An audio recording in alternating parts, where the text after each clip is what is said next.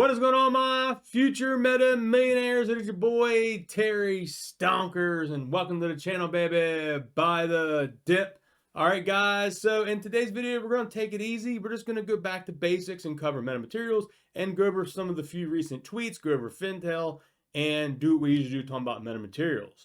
If you want to see some information on the MMTLP, go back to the previous couple videos. You'll see some stuff on there. We talked a lot of great speculation about the Dr. Pepper theory, and we talked about MMAT1 options.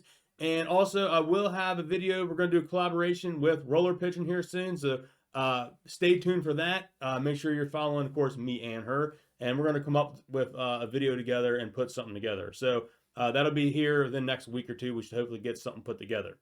All right, so in today's video, first I want to say metamaterials look pretty good.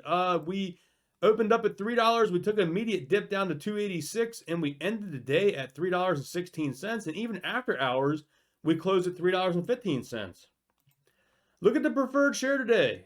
We opened at $1.20. We dipped down to $1.04. Now I'll tell you what, I wish I would have seen that at $1.04, but you know, I'm at work. I can't check it all the time. But I did purchase some MMTLP today, guys. That's right. I went in and picked up 175 more shares to add to my position, and I did buy at the $1.30 range. So I bought 175 shares at $1.30. Sold off some positions that was kind of, you know, whatever, because I was like, I just have a good feeling about this preferred share MMTLP, and we're already up 15 cents per share on those. Plus I got all the other ones that have an average cost of like $1.01. So yeah, my average cost is pretty darn low on these preferred shares. I think Fidelity will update tomorrow and let me know what my average cost is on the amount of preferred shares that I have. But just want to update you that I did go in and buy these at $1.30 today because I couldn't pass it up. It's too good of a deal.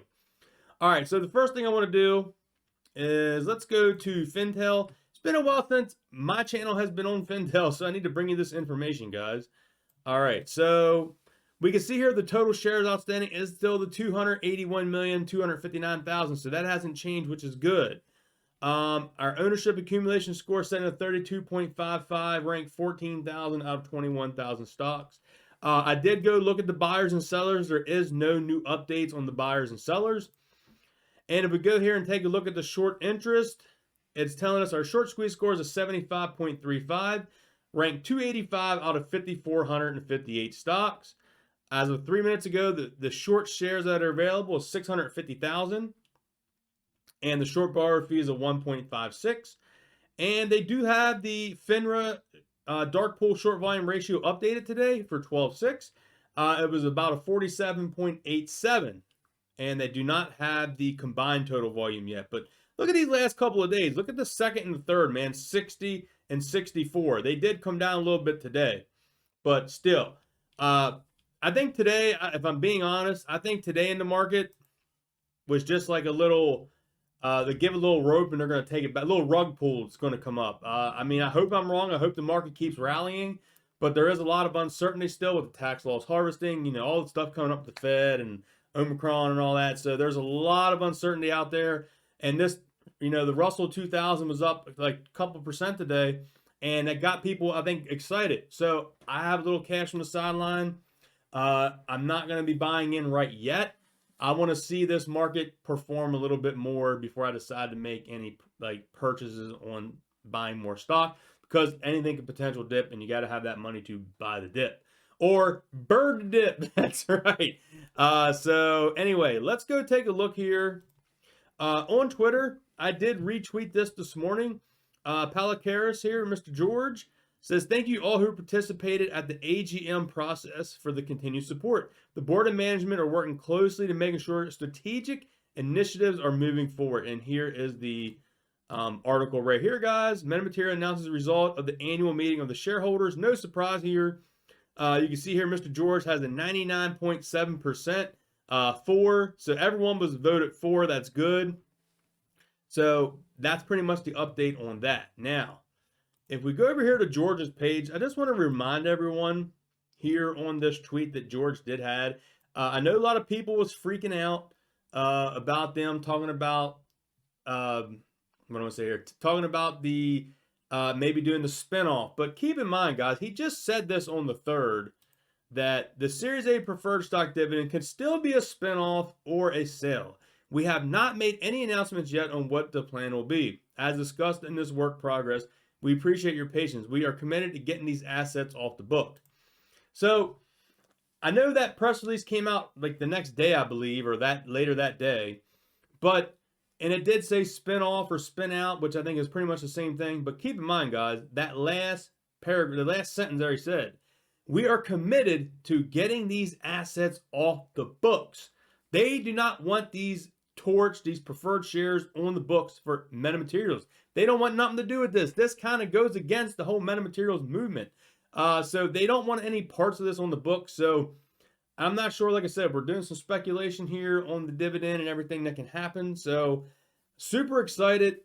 And I think if we go up here and look, yeah, that's where George shared the press release on the 3rd. So he posted that, and then it was literally a little bit later he had the press release out. And George hasn't had anything come out here as of recently as well. I did go check Mr. John Berta, and John Berta has been quiet ever since. And the last thing we know from John Berta, here he says, interesting comments at this point. The situation is binary. To folks who started trading MMTLP, gave everyone an exit ramp if you choose. If not, you can hold to see what transpires over the coming weeks. Either way, you're the holder in control, and I cannot comment until further information is public. So, like I said, he also had that tweet out there, guys, where he said he hasn't sold any shares of Mmat or any shares of MMTLP. So keep that in mind as well. If we go over here and take a look, a couple key reminders that Metamaterial News has out on their Twitter page. Keep this in mind. The dividend update, things to know. The press release about the dividend is just an update on the dividend. So keep that in mind, guys. It doesn't mean that it's going to be exactly a spinoff or a spin out. There still could be a dividend. Currently with this theory that we're going with, MMTLP and the Dr. Pepper special dividend, what they did was they gave a cash dividend and they gave a percentage towards the new company. So that is kind of lining up to what could happen here with this. We might get a cash dividend, and we may get so many percentage maybe towards the oil co, because I'm thinking with the oil co, when it says that permanent management team, that makes me think that there's something going on, that they got a permanent management team in. If they were looking to just, I don't know, just have a team in there, it'd be like a temporary management team if it wasn't going to be permanent. But for them to say a permanent management team makes me think maybe they're going to try to take that company public or trade it on the OTC or try to get it to NASDAQ or whatever it's going to be. But like I said, I'll be happy if we get a cash dividend along with some shares in the other company. I'll be tickled with that. Dr. Pepper gave that $103.75 dividend, and they gave 13% towards a new company. The company is still complying and is trying to sell the land and oil. Oilco is the option for the company if land and oil is not sold. So keep that in mind.